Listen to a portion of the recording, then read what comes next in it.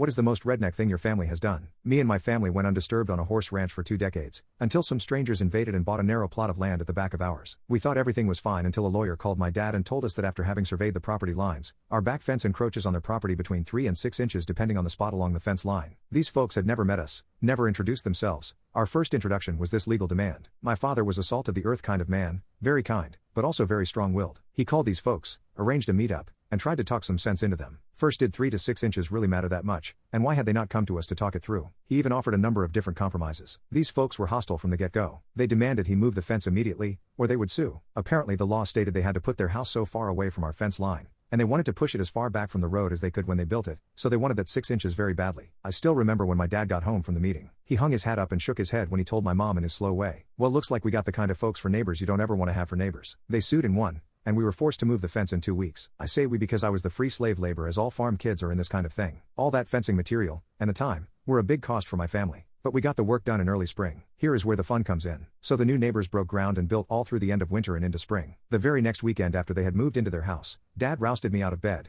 and we took the big truck into town to the lumber yard. I was extremely puzzled as we loaded up a bunch of fencing material and building supplies. We didn't have any big projects going that I knew about, and I kept asking him what it was for, but he just told me to wait and see with a devilish smile on his face. We built a pen in a small enclosure very near our back property line, directly behind the neighbor's new shiny house. The next day, once of our farm friends delivered a half-dozen pigs to their new home. Dan insisted on feeding those hogs table scraps and all the things that would go in the composter, as well as some good balanced hog feed to keep them healthy. Now you may not know this, but the smell of pig excrement is directly related to what they eat and their pen. Table scraps make them smell bad. I mean bad. I had to drive the four-wheeler back there every day to take care of them, and within a month halfway there and my eyes would start watering, it smelled so bad. When we mucked out the pen with the bobcat, we also made the pile right next to the pen. I can't even imagine how bad the smell was living in that house. The neighbors, of course, freaked out, and again without ever even trying to talk to us, went the legal route. They lost. The area was zoned agricultural, and my dad had done his homework to make sure he was breaking no laws or regulations. The pigs were far enough from us, and our other neighbors, that it didn't bother anyone but the people he wanted it to bother. Come fall, when winter moved in, we sold the pigs to slaughter, and Dad stacked up a bunch of building supplies next to the pen and let the neighbors know we would be expanding the profitable operation in the spring when they came out to scream at him. He smiled the whole time,